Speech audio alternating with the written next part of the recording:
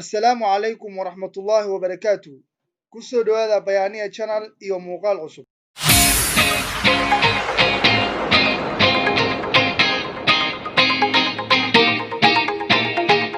Wuxuu ahaa badmaax jaantuu sameeye iyo caalim kaasoo si weyn looga yaqaanay guud ahaanba reer galbeedka Yurub loona yaqaanay badmaaxii ugu horreeyay ee Carab ahaa.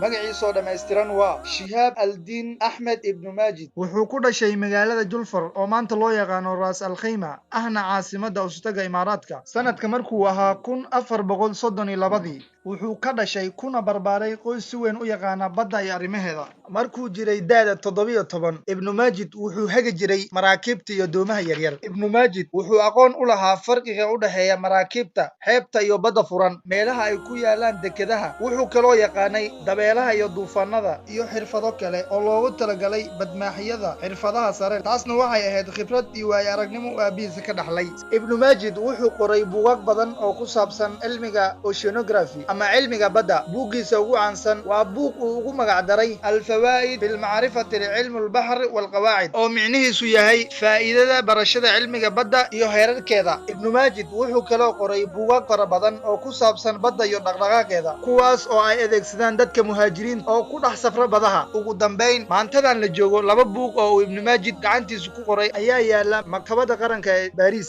sida taariikhda ku xusan waxaa la sheegaa in ibnu Maajid uu mar hagay badmaaxii weynaa ee reer Portugal lagu magacaabi jiray Vasco da Gama safarkiisii Hindiya. ibnu Maajid waxaa lagu naanaysi jiray libaaxa badda ama libaax badeed, the shooting star iyo kuwo kaloo badan. ibnu Maajid wuxuu dhintay sanadka markuu ahaa 1500. haddii ay tahay markaagii kugu horreysay aad soo booqato channelka kan ee Bayaaniye fadlan subscribe saar. haddii aad ka heshay video kana like nagu dhiirigeli si aan u soo badino fiidiyowyada noocan. wixii oraah iyo weydiimo ahna qaybta hoose commentiga noogu reeb. mahadsanidin.